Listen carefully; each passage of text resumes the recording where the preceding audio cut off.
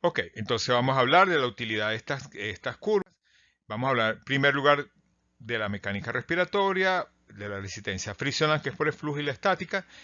Y acá de una vez vamos a hablar del autopit y determinación de la presión transpulmonar. Fíjense, esta curva ya hemos hablado, la curva presión-tiempo, que ya dijimos que esta curva ascendente con flujo continuo es la que se ve en el modo volumen. Entonces, ¿verdad? Ok, entonces esta curva presión-tiempo nos da, en primer lugar, la presión inspiratoria máxima o la presión pico, y esta presión inspiratoria pico no debería ser mayor de 35 centímetros de agua. Y si es mayor, esto nos habla de broncoespasmo, obstrucción del tubo endotraqueal, flujo alto y secreciones. La presión plató, que es esta, ¿verdad? Esto nos habla del componente de la compliance, del componente de la elasticidad, y nos da la compliance estática. Con la presión inspiratoria pico menos el PIT, ya vamos a ver que determinamos la compliance dinámica, mientras que con la presión plató determinamos el componente, la compliance estática. Ok, presión inspiratoria máxima o presión pico es la presión resistiva, mientras que la presión plató, hablando de resistencia pasiva, presión elástica. Entonces, fíjense, en esta curva presión-tiempo, ¿verdad? Un descenso de la presión pico, fíjense cómo acá desciende la presión pico y también desciende la presión plató, nos habla que hay una mejoría de la compliance de todo el sistema. Mientras que si vemos, ¿verdad? Que la presión plató se mantiene más o menos igual, pero hay aumento de la presión inspiratoria máxima, esto nos habla del aumento del componente resistivo del flujo. Ok, entonces vamos a analizar esta curva, es muy importante, entre otras cosas, vamos a ver. Fíjense, la presión total del sistema que va a manejar el ventilador, ¿no? Va a ser igual a la presión del ventilador, ¿verdad?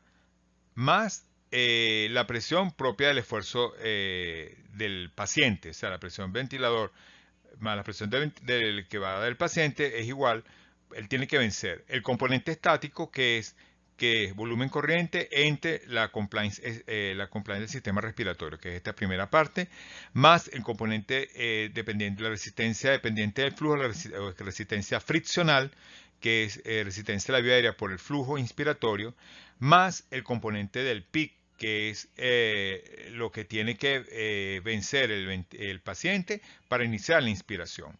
Y la inercia, que es algo despreciable. Entonces, fíjense, en el PIT tenemos en primer lugar el set PIT, que es el PIT extrínseco, es decir, el PIT que nosotros marcamos, y tenemos por otra parte el PIT intrínseco o el PIT que tiene verdaderamente el paciente. La diferencia del el PIT intrínseco menos el PIT extrínseco es lo que se conoce como auto-PIT. ¿Ok? Y ese diferencia del pi total menos el pi que nosotros marcamos es el monto del trabajo necesario para iniciar el flujo inspiratorio. O sea, para iniciar la inspiración, él tiene que vencer primero ese PIT.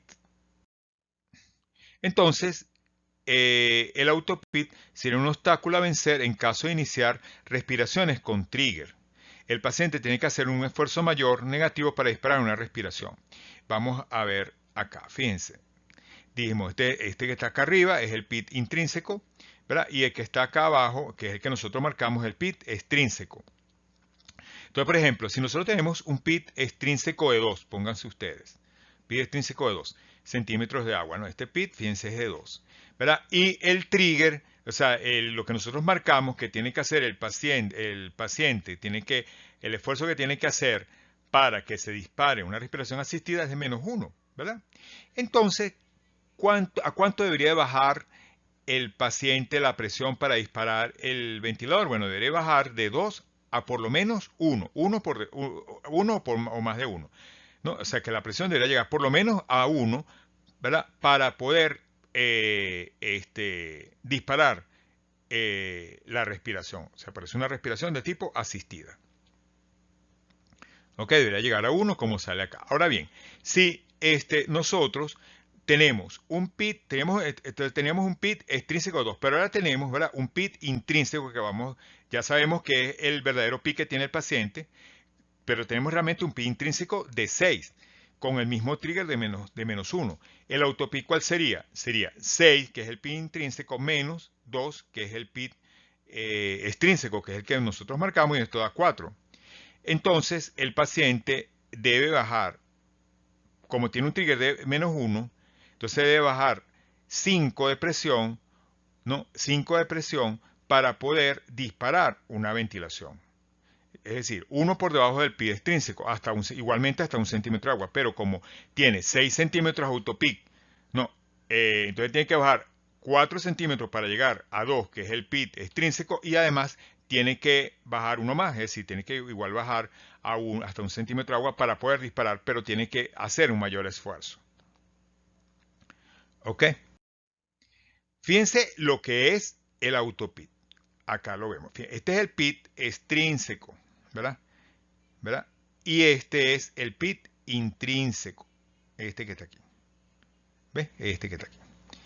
Entonces, el autopit, porque aumenta, fíjense, cuando nosotros tenemos una obstrucción de estas vías aéreas, ¿no? Esto aumenta, ¿por qué? Bueno, aumenta cuando nosotros tenemos un aumento de compliance, es decir, entra más volumen por cambio de presión, y si le damos más volumen corriente, ¿verdad? Va a entrar más aire, y esto va a producir que se acumule aire. Por aumento de la resistencia a la vía aérea, aumento del tiempo inspiratorio y de la frecuencia respiratoria. ¿Cómo lo disminuimos? Bueno, disminuyendo precisamente la ventilación minuto, es decir, frecuencia respiratoria, volumen corriente, disminución de la resistencia a la vía aérea con broncodilatadores y disminución del tiempo inspiratorio. Entonces, este sería el PIC extrínseco y este sería el PIC intrínseco que vemos acá. ¿Ok? Ok, fíjense, acá tenemos este ejercicio clínico. Fíjense, si nosotros tenemos un PIC intrínseco, tenemos una vía aérea, fíjense que aquí la vía aérea está obstruida, ¿verdad? Entonces no lo tenemos con PIC extrínseco, pero él tiene un PIC intrínseco de 10, que nosotros no estamos determinando, ¿verdad?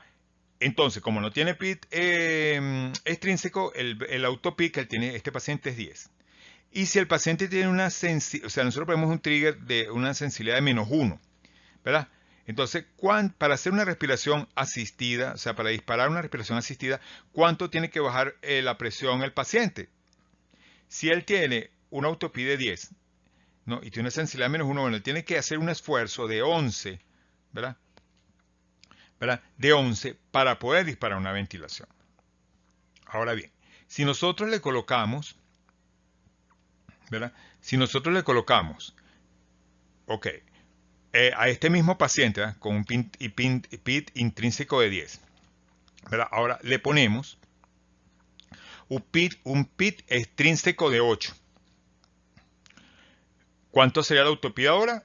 10 menos 8 sería 2. Fíjense que la autopid bajó de 10 a 2.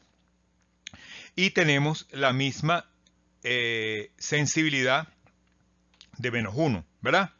Entonces, ¿qué esfuerzo ahora tendría que hacer el paciente para disparar una ventilación asistida? Tendría que bajar en 3 centímetros de agua. Es decir, se bajó de 10 a 3 por el PIC. Entonces, el PIC extrínseco, ¿ves? Ayuda a disminuir el autopid. ¿Por qué? Porque distiende esta vía aérea, para que lo entiendan.